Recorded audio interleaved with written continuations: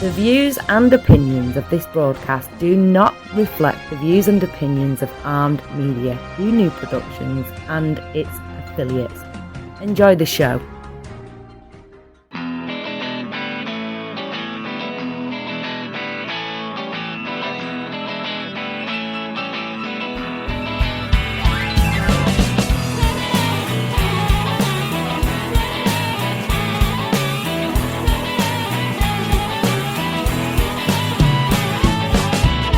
Teflon Pan Man. I'm the Teflon Pan Man.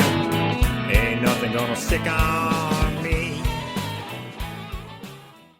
Hello, everyone, and welcome to All You Can Eat. It is the podcast about deliciousness. I'm your host, Robert Rosenthal, coming to you live on this, Wednesday. I want to say, what are we looking at here? The 25th of May in the year 2022. We're a very short time away from Memorial Day weekend, a time to honor veterans and those who have fought for the United States of America, and also the kind of unofficial beginning of the summer season, which includes a certain amount of deliciousness. And today on the program, we're going to be talking about vodka.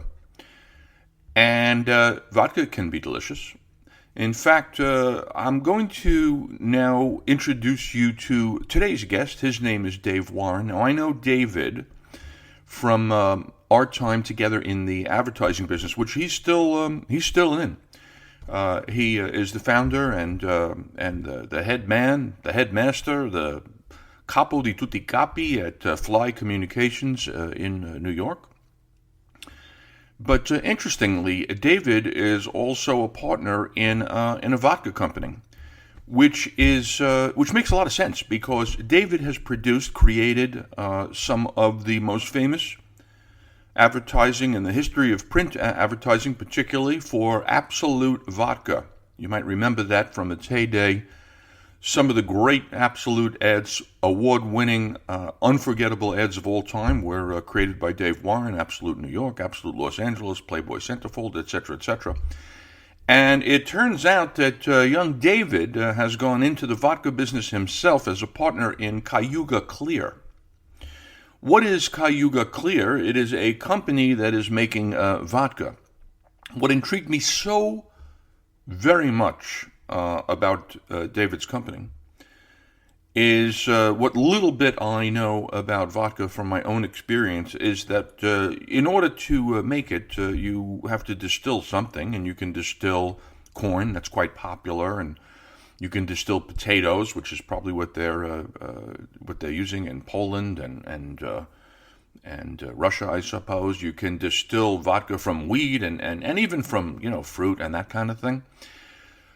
But Cayuga Clear is doing something that I thought was just amazing. The byproduct of the cheese and the cheese making process is curds and whey, Little Miss Tuffet. And the whey that is the byproduct generally goes into the garbage. It is waste product. After it is produced, it is chucked, gone, goodbye, adios. But it turns out that there are some scientists, particular type of scientists who are expertise in this type of chemistry or biology or whatever it may be, and they figured out that they can distill ethanol, the essential component, what is ultimately going to become vodka. They can distill it by using whey. So here they are taking a waste product that would probably be dumped somewhere, and they're turning it into vodka. And apparently, some really good vodka, some really smooth vodka, some really lovely, kind of beautiful mouthfeel vodka. And now it's out there in the world for all of us to try. It's called Cayuga Clear. So if you want to, you can go right now and look up CayugaClear.com and see the different flavors of vodka and the other things they're doing up there. But in the meantime, here is my conversation about Cayuga Clear, about vodka, with my friend Dave Warren. Well, everybody, say hello to Dave Warren. He is our guest today on All You Can Eat. Dave, welcome to All You Can Eat, the podcast about deliciousness. How the hell are you? Oh, I'm good. Thank you, Rob. It's a pleasure to be with you. It's, Always, it's always. same here, my friend. What I wanted to like to start off here with, Dave, is where have I found you? I mean, other than being on a couch, where are you physically located, in what part of the world? Good question. I am in the mountains of Western Connecticut, a mere stone's throw from the Westchester, Connecticut border, but I am in the state of Connecticut. I am now a resident of the state of Connecticut, almost 2 years as a resident of the state of Connecticut. So here I am, but I could easily slip into a New York state of mind by getting in my car or getting a pair of sneakers on and running over the border. That's how close you are. Well, David, it's delightful. I think, in case I haven't mentioned it to the people, you and I spent some quality time together at the in the advertising business, and you, as a copywriter, creative person in those days, were creating, I should say, some of the great, actually iconic, print ads in history for Absolute Vodka. Well, thank you. I really appreciate that. And it seems like it was a long time ago. I will also say that as I see you visually, because we're on Zoom, I see one of my creations right behind you. Well, that's good that you noticed that, and it's good that we have that there. That is the Absolute Manhattan poster. I believe you're also responsible for the Absolute Los Angeles and a whole bunch of other things for a campaign that will still at this point will go down in history as one of the greatest print campaigns to ever. Thank you. I really appreciate that, Rob. I've had so much luck, I would have to say, in the advertising business, being in the right place and at the right time.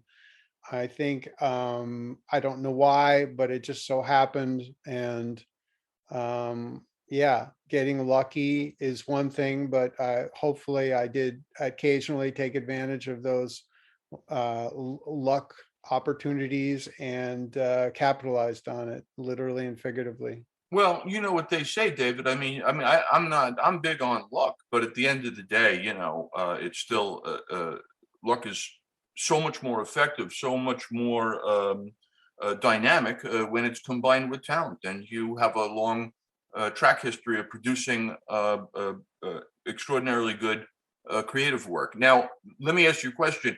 You grew up, if I recall this, in Queens, New York? Am I right about that? My family's from Queens, but I grew up in the Lower Hudson Valley in Nyack, New York. So okay. And did you have any were you interested at all in kind of food and beverage growing up, or not so much? Great question.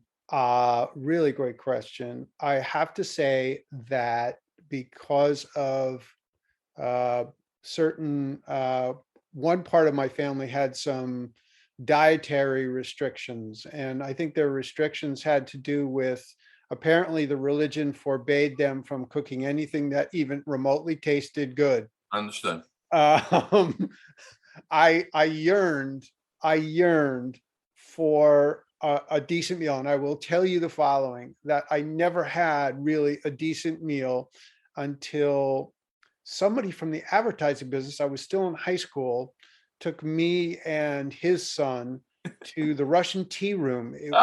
It was in the mid 70s. Right. And I'd never been to a restaurant like that ever. Right. Occasionally my father, who was from Brooklyn, would take me to Horn and Hardart, or Right. chock full of nuts. Woo. Right, exactly. I never really had a great culinary experience until one evening at the Russian Tea Room, and I realized it was really quite an unbelievable experience for a 15-year-old. And I realized that there was something out there that was called food that could really taste good if you would just give it a chance. Right. That's pretty funny. I mean, when I say funny, I mean sad. I'm not just no, because it was for me, it was the complete opposite. But I just asked because I always like to start with people's kind of culinary experience background at the outset here. Now, what strikes me is that the Russian Tea Room, still, by the way, if I'm not mistaken, in business on 57th between 7th and 8th in New York City. Yes, Um, but you were only 15, but if one were going to have two things and two things only at the Russian Tea Room, they would be vodka and caviar. And the yeah, caviar would be served with like blini, those tiny little pancakes, a absolutely was what little I bit of had. sour cream. Well, you probably didn't fill up though on the vodka at that point because you were a 15-year-old boy. But That I, is my I story, and I'm sticking to it. but I do raise the thing uh, because if you follow the through line here, then you get kind of famous creatively for producing Absolute vodka ads. And Right. here today, we are going to talk about vodka again because it seems that you are a vodka entrepreneur at this point. That is correct. I fell into something that was absolutely crazy, but because of my history with Absolute and the fact that I've had my own advertising agency, Fly Communications, for over 20 years, 21 years to be Wow, exact, that's great. which is, I think it's a record for an idiot like me.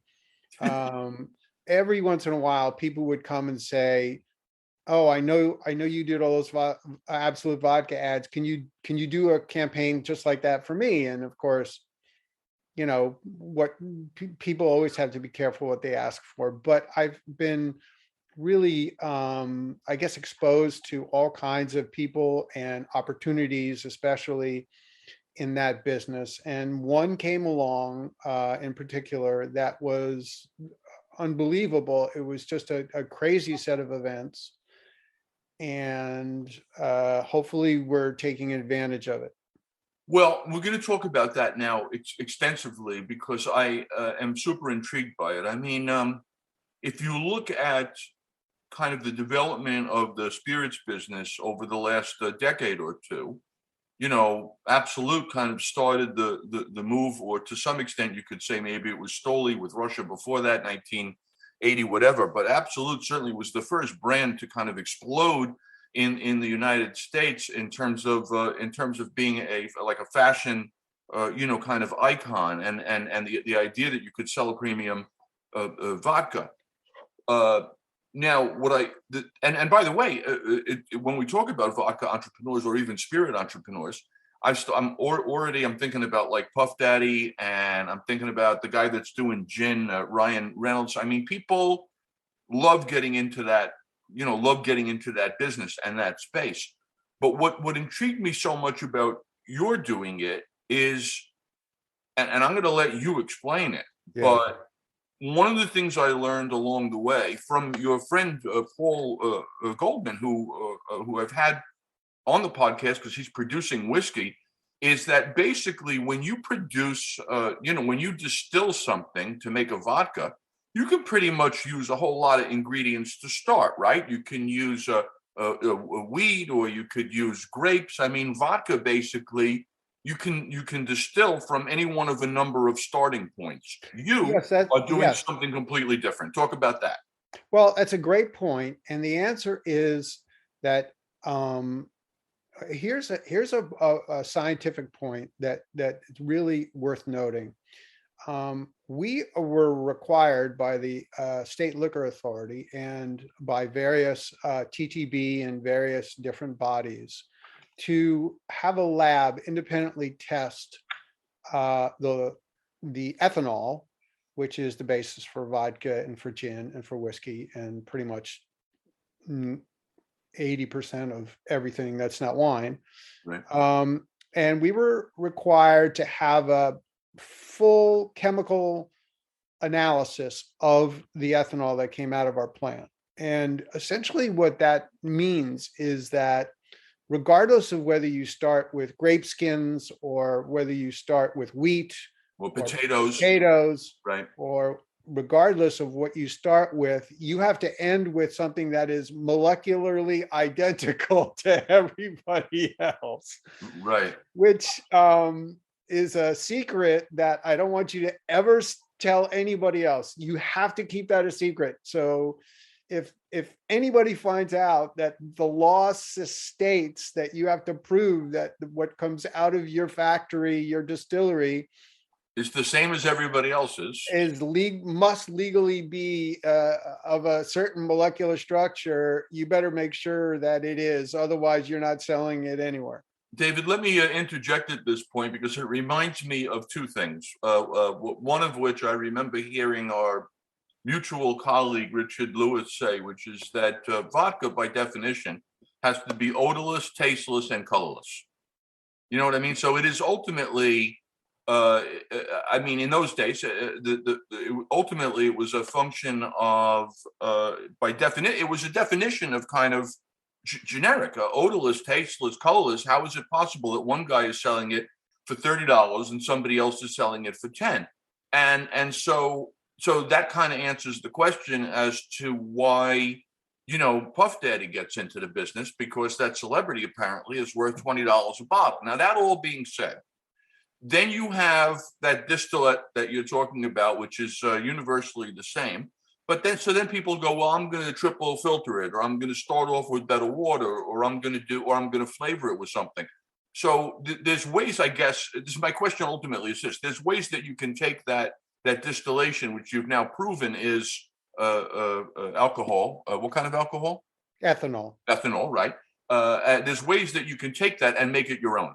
Am I right? Yeah, you are right, actually. And that is the, if you will, the conundrum of vodka. And that is to say that experts and not experts, because I'm not an expert, can tell the difference between a corn-derived vodka, which I think is the highest, if you will, it's the most prevalent.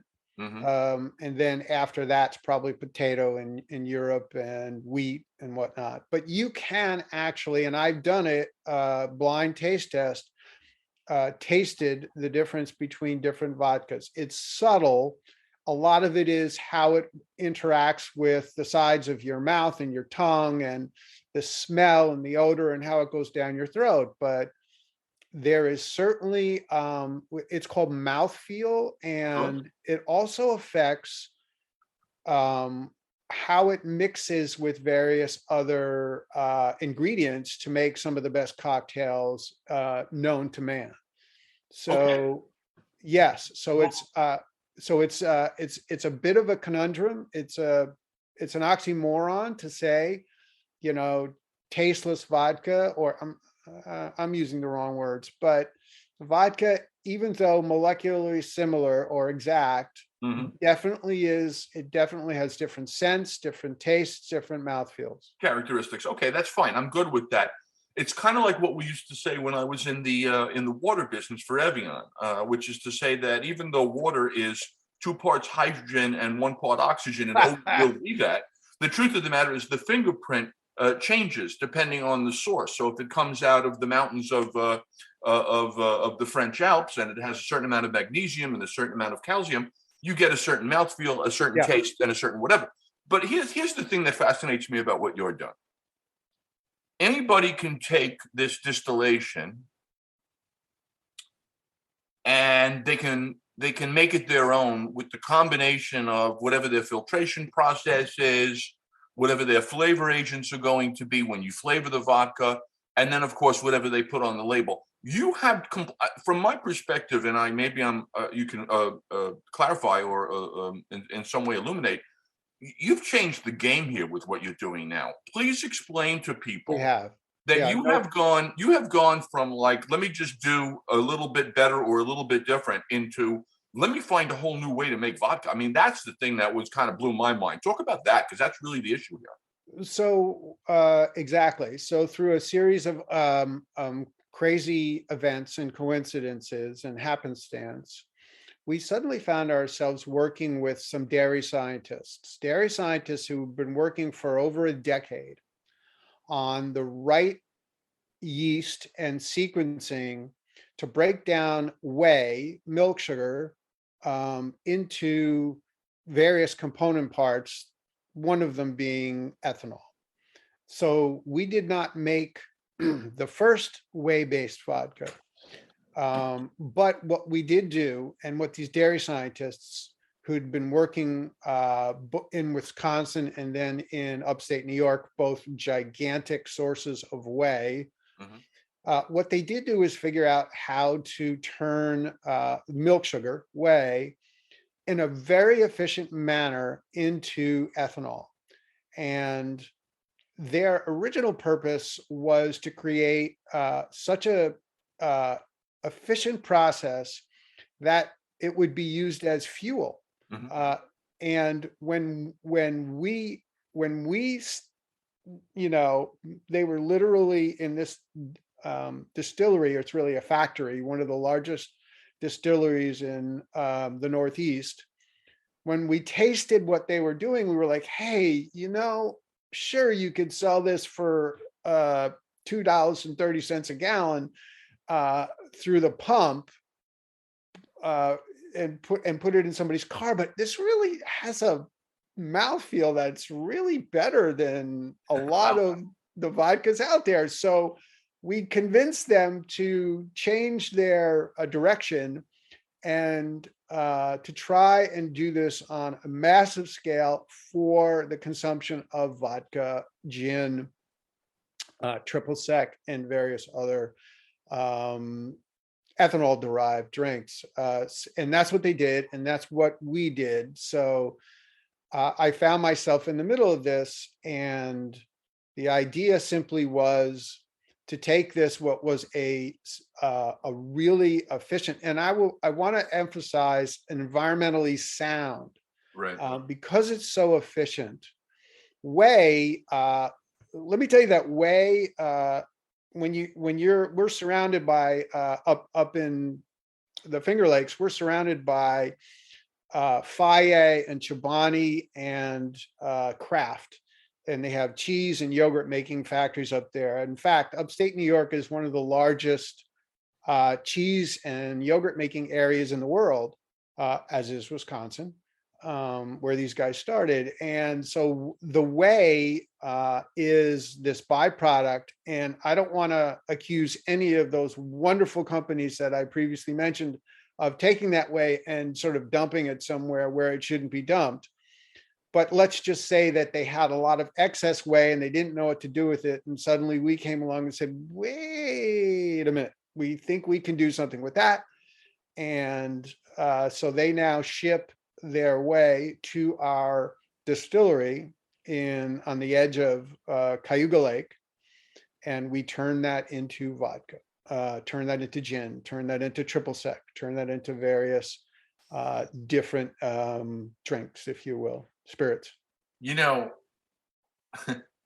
It's amazing because I mean, nobody's really done that. Am I right?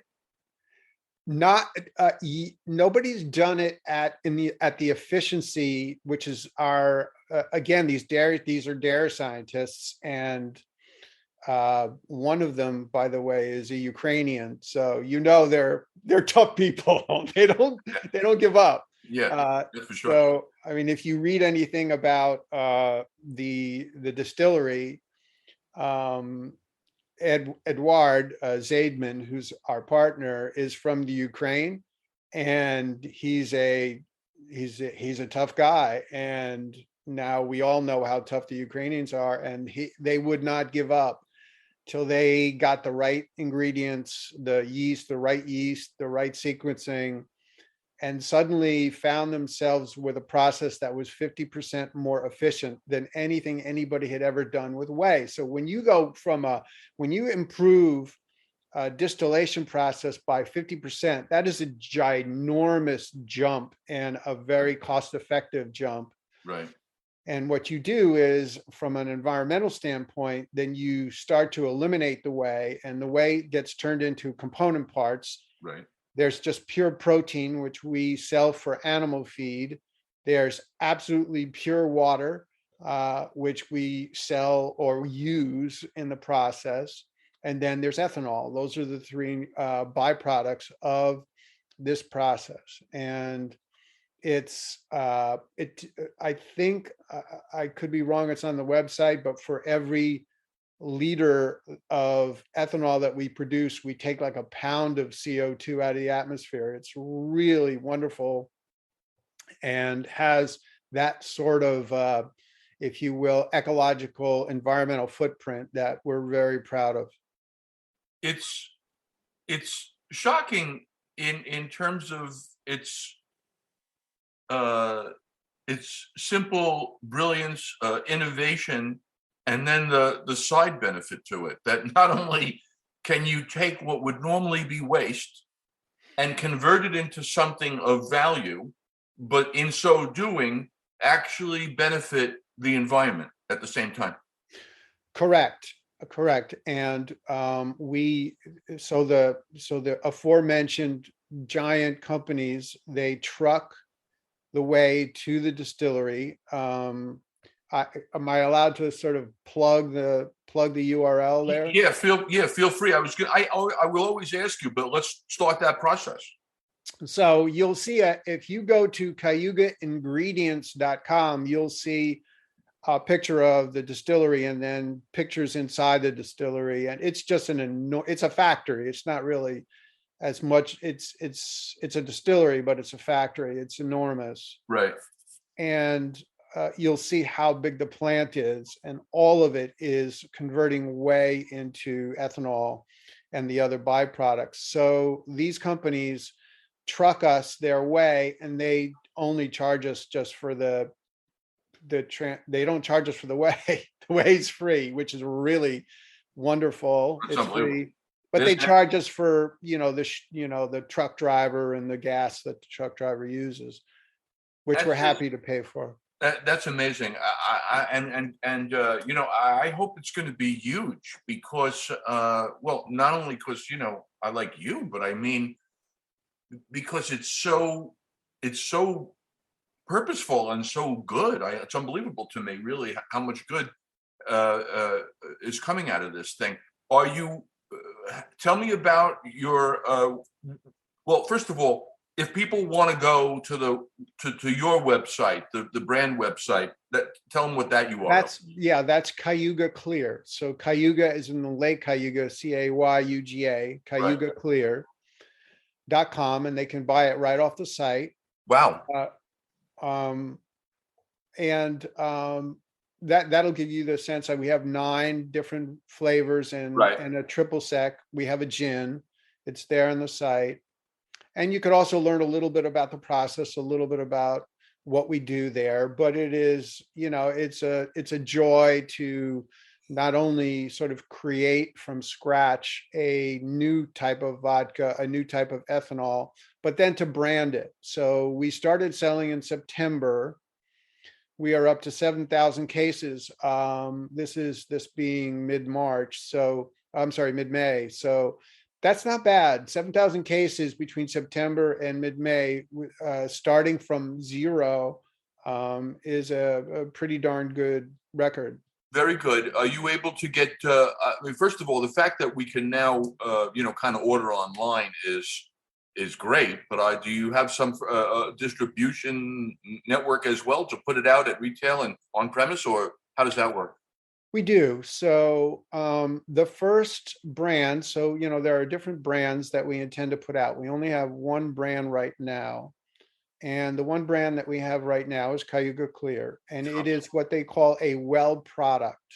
And the well is that area of the bar where if you order your vodka tonic, they'll use the well, whatever in the well. And that tends to be the cheapest, but also the less quality vodka. Usually it's corn. It can be a little on the harsh side. It's not a great mixer. And we do have distributors, and those distributors are selling our vodka primarily because it is as cheap as possible to produce. They're selling it as a well product. It is our first one, and that's what Cayuga Clear is. It's a fantastic well product, I will say. And it's wonderful when you see bars and restaurants in the state of New York and New Jersey where we sell. sending emails, constantly reordering, saying, send us 5 more cases, 10 more cases, 3 more cases. It's just a constant affirmation, if you will, that we have the right product at the right time and that their customers are enjoying it. And that's really important. So what we're trying to do now is expand the footprint. We're only in the state of New York and New Jersey right now. We are close to expanding into other states, but it's hard enough to supply the 25 million people in the state of New York, right? It's a lot. It's a lot of work. We have 12 different distributors already in place, and they're distributors who were looking for this type of product for a value, if you will, vodka that would do well in the well, that would sell big time, and that bartenders and mixologists would try it and go, you know what, for a well product, this is really good. This really works with a Bloody Mary. It really, really works with a vodka tonic. It works with all these different drinks where, the previous corn-based ethanol or vodka that they were using, it tends to be a little bit harsh. They might have to add a little bit more sugar into it. And maybe make the Cosmo or whatever the Moscow Mule or even the White Russian, make it a little bit sweeter than it should be. Right. All right, that's fair. I got it. I got the picture. And when you make, just quickly, like when you make the gin, what are you infusing that ethanol with? So the standard, we're not reinventing the ingredients that go into gin. It's, juniper berries and the various botanicals that you would normally associate with a gin. The gin itself, though, because it's a whey-based gin and it's softer. So that's what mixologists and bartenders and restaurant owners keep telling us, is that the vodka or gin that we're producing is just softer. That's the word that they use. And I think that that's a really important word, because that does, as you were saying, that does bring to mind mouthfeel, that does incorporate those kind of, the tactile sensations. And then as it goes down your throat, a vodka can burn. Vodka can have a little bit of a burn to it. And the softness of it is very much appreciated by the mixologists, the restaurant owners, bartenders. Right, and I'm looking at it right now. I can see that there are a series of flavors, and they look like I see some orange, I see some citrus, I see sir. some Lemon, cherry, grape. Yep. Nice, very good. Blueberry. And that's all. And blueberry, and also you have the gin, and you have the triple sec. So you have your own kind of built-in cocktail machine. Correct. Right there. So the label is Cayuga, and then under it you can see Clear. So it's Cayuga Clear is the brand. And for people that want to check it out, you go to cayugaclear.com. Correct. And this is very exciting. This is a natural kind of evolution of where you have been finally getting in on the product side. And what I love is that you're doing it with distinction. That you're not only producing a vodka, you're producing a vodka that actually has multiple purposes, including that you can take advantage of what would have gone into a dump somewhere. So you're really using raw materials that were heretofore waste, and doing it in a way that actually is beneficial to our atmosphere. This is all very good stuff, David. Thank you, Robert. I really appreciate it. And you're right. I mean, again, before, we would invest and we would invest our time, our money, and our energy into this thing, we wanted to make sure that it was on the up and up, and that, the process itself is something that could be scaled up, right? So there's a lot of scientific work that went into this. And the distillery on the edge of Cayuga Lake is capable of 1 million gallons a year. It's a submassive piece of machinery, really. And that actually is good and bad. It's good because we can make a lot, and we have been supplying, and I would never name names, but the one thing that you probably know about the vodka business, and we have some friends in common who distill their own gin or whiskey or whatever. One thing you probably know about it is that most manufacturers that you see on the shelf, they don't really distill their own whiskey, ethanol, whatever. They may have like a small distillery, may have the distillery there. It's more for show, and if there are any volumes involved, what they'll do is they'll contract out to a much larger facility. So the dirty secret in the vodka business is there are a few factories, if you will, in the Midwest that produce everything. That might supply 80%. I don't know what the figure is. Right, so right. I don't The wanna, vast majority. I'm sure it's the vast majority of stuff. Yeah, I hear you.